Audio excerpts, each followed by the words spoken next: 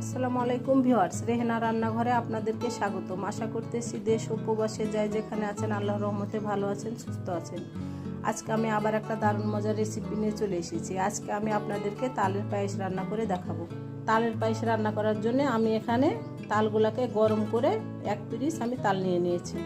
তাহলে চলুন কথা না বাড়িয়ে কিচেনে যাওয়া যাক। গ্যাসটা আমি অন করে দিয়েছি। এবার আমি দিয়ে দেবো ঘি। ঘিটা আমি ভালোভাবে গলিয়ে নেব। ঘিটা আমার গলে গেছে। আমি এবার দিয়ে দেব কাঠবাদাম, কাজু বাদাম আর আপনার কিশমিশ। কাঠবাদাম, কাজু বাদাম আর কিশমিশটাকে আমি ভেজে নেব। এটা যখন হালকা একটু ব্রাউন কালার হয়ে যাবে তখন আমি এটাকে ভেজে উঠিয়ে নেব।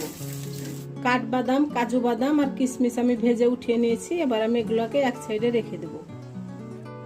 এখানে আমি 1 প্যাকেট দুধ নিয়ে নিয়েছি। এটা লিকুইড দুধ, গরুর দুধ। আমি এবার দুধটাকে দিয়ে দেব।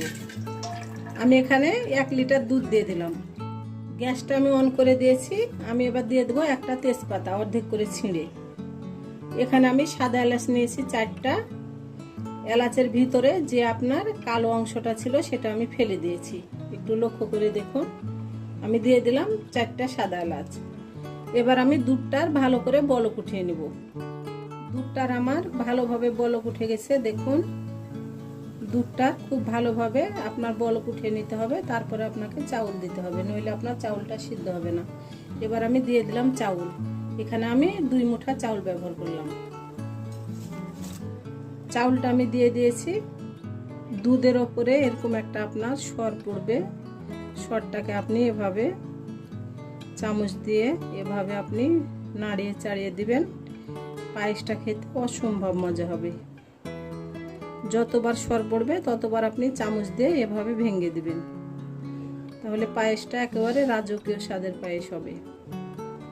আমার চাউলটা প্রায় 50% সিদ্ধ হয়েছে।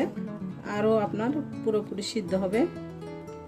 চাউলটাকে আমি একেবারে পুরোপুরি সিদ্ধ করে নিয়ে ফিরে আসতেছি। চাউলটা আমার সিদ্ধ হয়ে গেছে পুরোপুরি। চাউলটা সিদ্ধ হওয়ার পরে আপনাকে চিনিটা ব্যবহার করতে হবে, নইলে আপনার চিনিটা আপনি যদি আধ সিদ্ধ হওয়ার পরে চিনি দেন আপনার আধ চাউলটা সিদ্ধ হবে না। সেজন্য চাউলটাকে পুরোপুরি সিদ্ধ করার পরে আপনাকে চিনি দিতে হবে। আমার চাউলটা পুরোপুরি সিদ্ধ হয়ে গেছে। আমি এবার দিয়ে দেবো চিনি। আমি এখানে দিয়ে দিলাম 250 গ্রাম চিনি। আমি এবার ভালো করে নেড়ে চেড়ে দেবো। চিনি দেওয়ার পরে আপনার পায়েসটা আবার পাতলা হয়ে যাবে। যেহেতু চিনি একটা পানি জাতীয় জিনিস, চিনি থেকে আপনার পায়েসটা পানি পানি হয়ে যাবে। আমি এবার ভালো করে আবারও নেড়ে চেড়ে নেব। আমি এবার দিয়ে দেবো 1 চিমটি লবণ। তবে আপনারা ইচ্ছা হলে লবণ ব্যবহার করবেন, নাহলে লবণটা স্কিপ করবেন। আমি এবার দিয়ে দেবো তালের রস। তালের রসটাকে আমি ভালো করে আগে জাল করে নিয়েছি। তারপরে আমি এবার রসটাকে দিয়ে দেবো। পায়েস বানানোর জন্য আপনাকে তালের রসটা আগে ভালো করে জাল করে নিতে হবে। তারপরে আপনাকে পায়েসের মধ্যে তালের রসটা দিতে হবে, নইলে আপনার দুধটা ফেটে যাবে।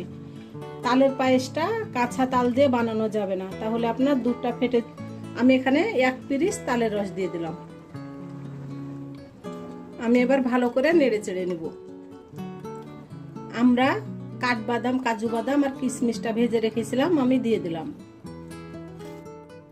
এবার আমি আবারও ভালো করে নেড়ে চেড়ে নেব। আমি আর 5 মিনিট নেড়ে চেড়ে আমি নামিয়ে নেব। হয়ে গেছে আমার পায়েসটা পুরোপুরি কমপ্লিট। আমি এবার গ্যাসটা অফ করে দেব। আমি পরিবেশন করে নিয়ে আপনারাকে আমি দেখাচ্ছি। হয়ে গেছে আমার পরিবেশন করা। আশা করি আমার রেসিপিটা অবশ্যই ভালো লাগবে। যদি ভালো লাগে তাহলে আমার চ্যানেলটিতে লাইক, কমেন্ট, শেয়ার করতে ভুলবেন না। বেশি বেশি করে সাবস্ক্রাইব করা অনুরোধ রইল। তাহলে আজকের মতো এখানে বিদায়। আবার অন্য কোনো ভিডিও নিয়ে আসবো। সবাই ভালো থাকুন, সুস্থ থাকুন। আল্লাহ হাফেজ সবাইকে।